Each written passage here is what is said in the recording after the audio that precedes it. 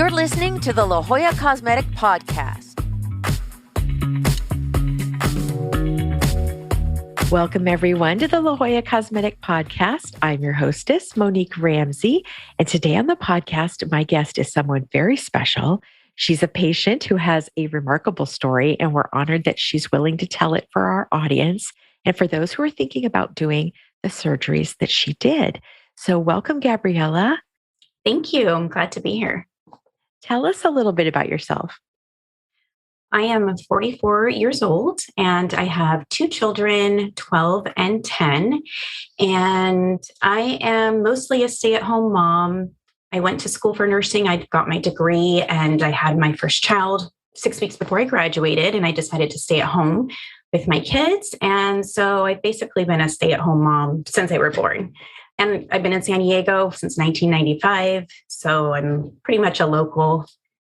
Awesome. So what was bothering you, or what were you having a hard time with in terms of clothes, or kind of what about your body did you want to change? So after I had my two children, I had some issues with my abdominal area. And I'm a longtime patient of La Jolla Cosmetic Surgery Center. I actually went to Dr. Salt's for my mommy makeover in 2014. And I had phenomenal results then. And at that point, all I had was the abdominoplasty, and I replaced my implants because she actually needed to revise the first breast augmentation that I had gotten. So I was extremely happy with the results at that point. You know, I was able to wear a two-piece bathing suit again. And I maintained working out. I would maintain my weight pretty much, except for 10 or 15 pounds. Yeah. But as I got older, there was just areas that no matter how much I worked out, no matter what I ate, they were just areas that were not going to go away, you know, fat areas, some even a little bit of loose skin. And I just decided this year, I was 44 years old, and I said, I'm just going to have the best body I've ever had. And I've gone through trainers, I've done Pilates consistently, and I've always had great results, but not my dream body. And so I just said, you know what, I'm doing it. So I went on La Jolla Cosmetic Surgery Center and I saw Dr. Swistun, and I saw that he did the 360 Lipo. So I thought, you know what, I'm going to do it. I made that decision and I just went for it. Was it sort of a New Year's resolution, or was it because you said this year? So I didn't know or was there like a moment that you just said, I'm going to change it? It was in January, and I had a friend that went through the same procedure back in the summertime. So I just thought in January, I thought it was a good time to get started on the consult and see what the doctor had to say as far as my problem areas. Now, how long ago? You said your first surgery was in 2014? 2014. So it's 8 years, right? Am I doing my math right? Yeah. So then, do you remember how you found us back then? How you heard about Dr. Salt's? Yes, actually, my girlfriend had gone to Dr. Salt's. It was a referral. Oh, that's always the best way to have somebody who's been there, done that. Right. And you know, when you met her and when you met Dr. Swistun, did you have any first impressions? Well, right away, I could tell Dr. Swistun was incredibly professional. He knew exactly what he was talking about, because going into this I'm a small, petite person, and I didn't have a ton of fat. I mean, my BMI was a 21.5. So you really have to go to someone, an expert, because if they, like he was explaining too, if you take too much fat or you go not deep enough into the layers, you're going to get that wrinkly texture. Oh. And when I explained to him what I wanted, he just understood me. And I just felt that this was my doctor in the initial consultation. I think that's the thing, is like kind of feeling that bond and that trust where you're like, okay, they hear me. And I think that's so important to feel heard, that not just them telling you because they're an expert what you should do. It's like, but they have to understand kind of what's your motivation, and just feel like you're on the same page and in sync together. Absolutely. So were you nervous about anything coming into the consult, or even maybe before the surgery? I was a little bit. So what happened was initially I came in to just get a consult on a 360 lipo. And Dr. Swistun said, I just want to let you know that you're going to have all this pure fat. And I need you to know that it's available to put in other areas. And I said, where can you put it? He said, we can put it in your butt. And I said, oh, I don't know. Because I already have a butt. And I said, I need to think about it. I don't want the huge backside. I don't want it to look so obvious that I've had work done. I don't want that attention drawn to me. But he let me know. And after doing some more research, I just said, because I was going to do something called M-Sculpt, where they put the paddles on your behind and it does squats for you, or it contracts your muscle. And so I thought, you know what? I'm just going to do it. Like I said, I was going for that dream body, the hourglass figure. And so I was a little bit nervous about that because I didn't want to be the mom at the pool with everyone can tell that I've had a BBL. I want it to be a little bit more, oh, has she or hasn't she? And so what procedure or combination of procedures did you end up deciding to go forward with? So I got the 360 lipo, which was in my abdominal area. We did my upper back and my bra fat, I guess they call it. And along with Renuvion, it's where the skin tightening. So I had a little bit of lax skin like on my back, and then he did some in my abdominal area to tighten up some of the skin. And he put the fat into my backside. So it's a BBL. And then we actually did a little bit of fat in my chin and a little bit in my temples. Oh, nice. Yeah. Yeah. They talk about temples getting hollow as you get older, and it seems so odd to me from a layman's perspective, like, what? My temples? How would I know? But, once you see that filled back out to normal, then it's like, oh yeah, that really does restore that kind of inverted triangle, because that's what happens. You want an upside down triangle. You don't want the thin part of your face at the top and the wide part at the bottom. Exactly. So now, did any of that hurt after surgery on your face, or was it more the post-op pain was more related to your body? It was more related to my body. I didn't have any pain on my face. I had a little bit of bruising, but that was minimal. Now, the Renuvion that you mentioned, so that helps to tighten the skin and kind of smooth out some areas. Not a lot of people know what that is, but that is something that, we can do as a standalone procedure. And oftentimes it's done in conjunction with body sculpting. What did it feel like, or could you really notice it? I didn't feel it. In general, I just felt pain from the liposculpture. Now, tell us about the day of your surgery. What was that like for you? I was really excited. I was, of course, a little bit nervous, but I knew that I was eating right and I wasn't drinking alcohol. I actually hadn't drank alcohol for 3 months prior. I just wanted to be in optimal condition to make sure that I'm as healthy as possible when I'm going under. That was really important to me. And I really tried to stay calm because I didn't want to raise my blood pressure. And I just have like this mindset when I go in for surgery that I stay positive in my mind and I just keep myself calm and not nervous. I think you bring up a really good point, because not everybody thinks about mindset versus physical things. Like, okay, so you ate really well and you didn't drink. And I think that's very admirable to be like, okay, I want my body at the peak so that when I heal, it's healing as fast as it can, because it's not being slowed down by anything. Right. But your mindset is such an important part as well, because we all know it's mind over matter. And we all know that we can do damage to ourselves by that self-talk, but we can also make things so much better with the self-talk. And being calm, I think, is huge. Yes. So you give your body ample time to really recover, because I think that's where people make mistakes, is they start to do too much too soon and they set themselves backwards. Now, did that happen at all to you, where you start to feel so good that then maybe you're like, oh, maybe I overdid it? No. No, good. I did nothing for weeks. Which is probably really nice.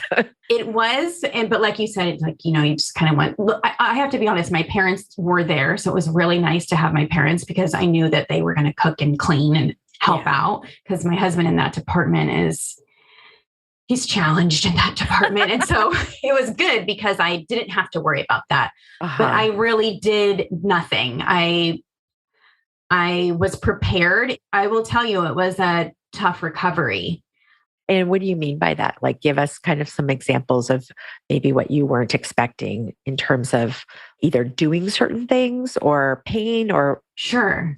I have a pretty high pain tolerance. I've been through, like I said, the mommy makeover. So I would say, experienced with getting procedures done. I will say this was the more challenging of all the procedures, and that mainly has to do with the discomfort. The pain to me was manageable. I actually didn't even take narcotics. I took it the first day post-op, and the second day I decided I wasn't going to take any narcotics, and I just kept up with the Tylenol and ibuprofen protocol. But I'll tell you, it was just the discomfort, because when you get the fat transfer, you cannot lay on your back or your sides, because I forgot I had it also to my hips to make it that hourglass. And you can't sit for weeks. And now I'm really, so wait, if you can't be on your back or your side, were you hanging? Hanging from the ceiling? Yeah. Sleeping upside down. So I was prepared for that because I had done my research. It is difficult because I'm a side sleeper. So I had to sleep on my stomach. And after getting all that, the lipo done to your abdominal area, it is very painful to sleep on your stomach. It was pretty excruciating. And then as far as sitting, I ordered all these special chairs and nothing was comfortable for at least the first 5 days. It was pretty miserable. And the surgery is you have a lot of fluids. So it's messy. I bought, you don't want your best bed sheets. You're not going to sleep on those. Beach towels. So I just want other people to know, or anyone that's thinking about this, that it is a tough recovery, and I want people to be prepared. And, La Jolla Cosmetic Surgery, they give you a book after you have your surgeries, and they kind of go through the stages of surgery so that everyone's prepared. Like, oh, you're so happy before. And then right after surgery, you're like, why did I do this? And I've never had that. But with this surgery, I was like, why did I do this? Why did I do this to myself? I'm too old for this recovery. And I'll tell you, it was a good, probably 10 days. And then once I got used to sleeping on my stomach, and I had the special chairs and I got used to it, I was like, okay, that's it. It's good. I'm in recovery mode. And then about 2 weeks post-op, when you kind of start to see some results and you're not as swollen and every day is different, I was like, okay, this was worth it. And then, the longer it goes, I'm like, I would do this again 100 times out of 100 because it was so worth it. Wow. That's a big swing from being like, what did I do to myself? Just yesterday, I was totally normal. And today I'm like, what? And really, how long did it take for you to kind of get there? Like, oh my gosh, this was the best thing I ever did. I would say once I started to see the results, that is when it's like, this was worth it. So how long has it been since your surgery? It has been 12 weeks. Okay. So you're enjoying your dream body, I take it. Yes. So tell me some of the things that you've been able to enjoy that you wouldn't have done before, or clothes or that you can wear, or. Well, I'm really happy that crop tops are still in style, because I have like 5 sitting in my closet that I bought just for this summer. And we went to Vegas for a wedding a couple of weeks ago, my husband and I bought this dress it just accentuated all my curves. And it's so fun to buy clothes that you don't have to worry like, oh, I don't know if I can wear that. It might be too tight in these areas. And now I'm like, oh my gosh, it fits like a glove. It's really, really fun and exciting. And it's a really big confidence boost. Oh, that's so nice. And confidence, I think, that's the key, really. It's like even if you go get your hair done, you're like walking into the room with your head a little higher because you're like, I know I look fabulous. So it's the same thing, but on a much bigger scale. Yes. So now what scars do you have and what do you feel about where they are, or are they hard to hide, or? The main scars I have are from my abdominoplasty. So what was great is Dr. Swistun went through my old tummy tuck scar. So he just made 2 little incisions on my tummy tuck scar so that he didn't have to make new scars. The back side, I do have one little mark on my upper back, and then kind of on my lower flank area, there's 2, and they're tiny. I can hide them under my bathing suit. No one will know. Oh, that's nice. That's really nice. It's minimal. Yeah. Now, were there any surprises after your surgery and like anything you were not expecting? I think it was mainly just being so uncomfortable and the fluid. You have a lot of fluid. Even though you have the drains, your garment is, if anybody is curious, they can even go on YouTube and start looking at BBLs, and there's girls with their garment, and it's just, it looks like it's blood, but it's fluid. Because when the doctor goes in there to Lipo, he adds that fluid as he's pulling the fat out. Yeah. So all of that, it all needs to come out. Right. So it was really messy. And I was prepared for that. I guess I just didn't realize, when you're going through it, you're like, wow, I feel really gross. You can't leave the house. Don't leave the house. Now, what would you say was the first time after the surgery that you could go out and feel like I'm not going to leak, or I'm not going to feel like a ton of pain, or where you kind of felt back to normal, quote unquote? How long did that take?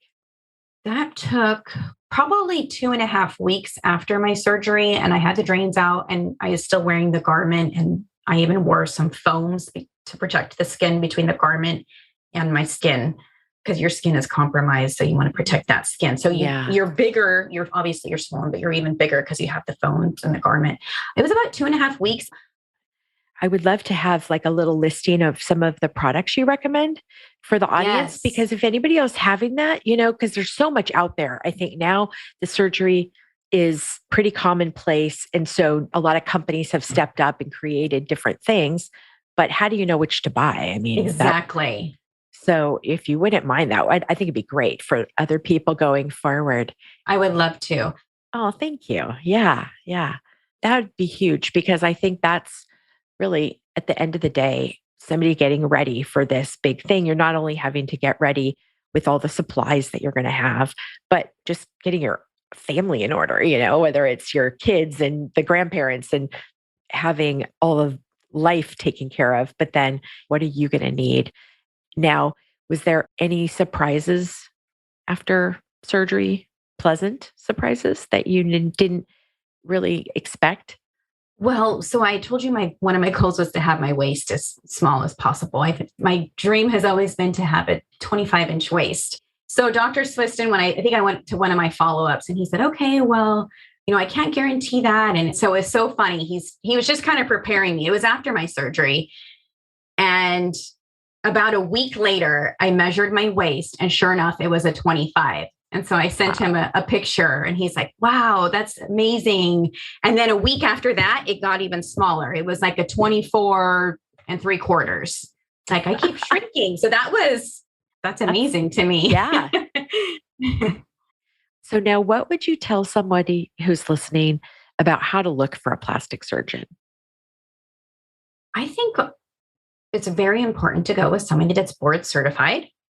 They just have the experience, the education, and the expertise. I know it takes longer to be board certified. And I think that's really important, because I hear about a lot of girls going out of the country for surgeries. And I just think you need to stick with the United States with a board certified plastic surgeon, because things can go wrong and they don't have the protocols. That's my number one. I think board certified.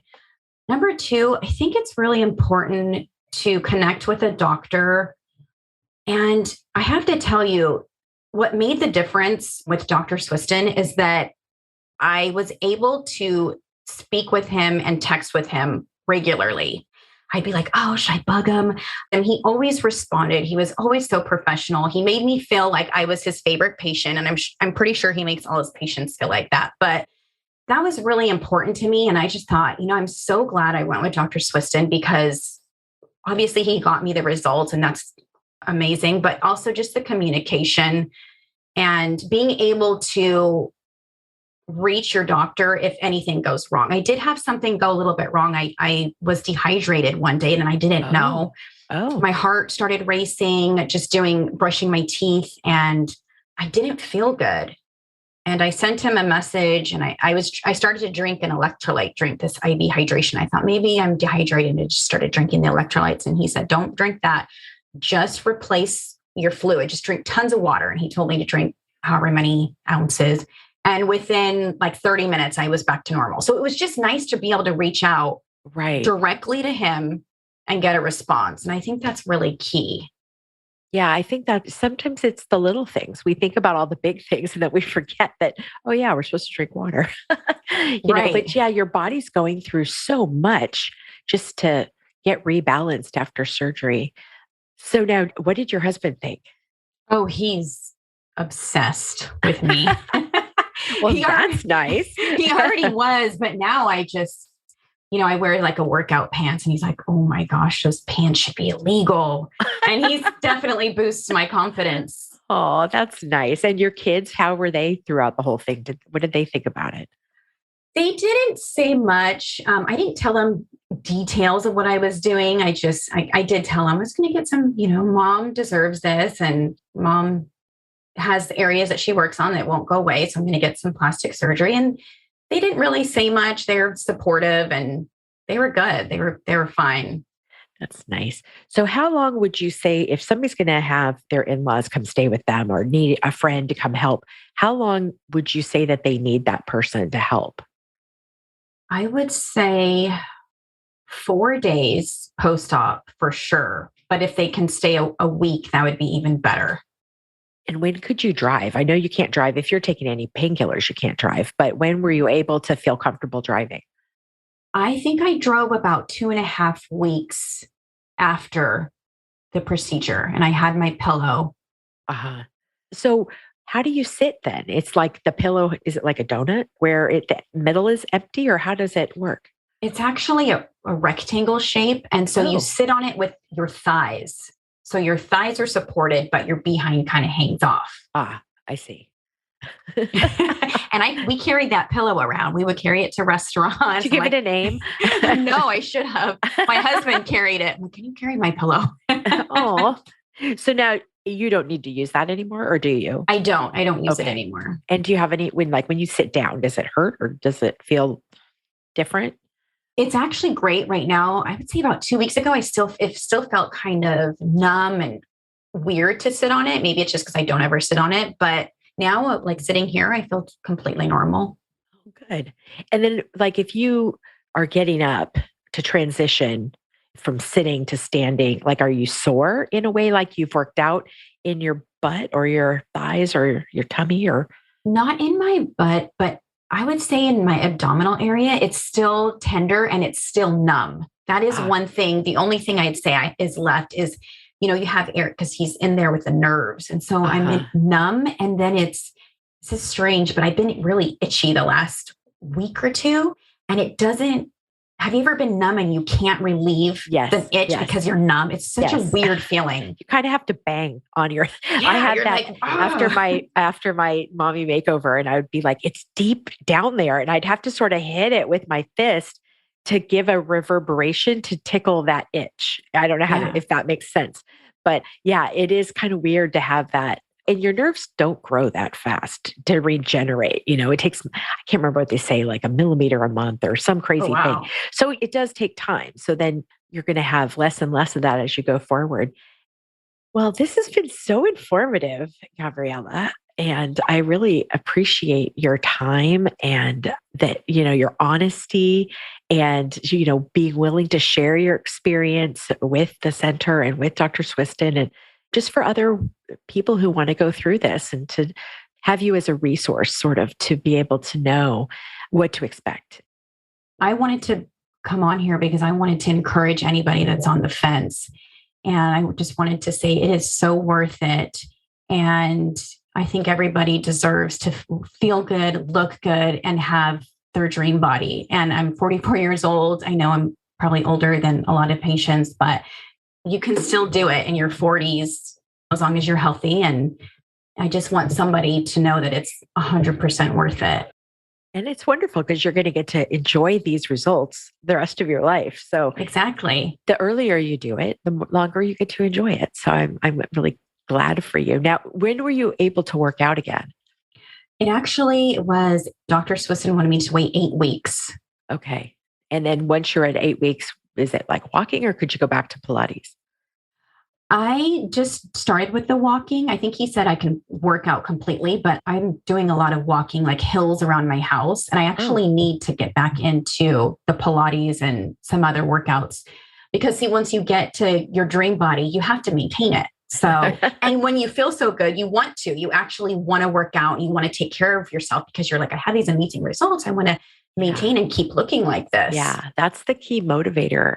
I read a book about goals and it was more about habits. I think it was called Atomic Habits. Oh, I've heard of that book. It's really interesting. And they were talking about, because if you get to the goal, then what? It's more about that process and continuing, because if you get to the goal, then you stop. That's not really what you want. You want to be able to maintain whatever it is. So for everybody out there, check the show notes for links and for Gabriela's recommendations on kind of what products were really great for her and which ones she could have done without. And, if you are interested in pricing or financing or anything else that's on your mind, again, the show notes will have all that information. And are we able to post your before and after pictures? Are you comfortable with that? Yeah, absolutely. I think that would be great because it's nice to see kind of regular before and afters, but it's also, I think most of us, it's what are we living with in the real world? We're not in front of a camera against a blue backdrop. We are out there living our life. All right. Well, thank you again. And thanks everybody who's listening. This has been so much fun. So have a fun little 3-month post-op downstairs and we will see you all on our next podcast. Thanks. Thank you.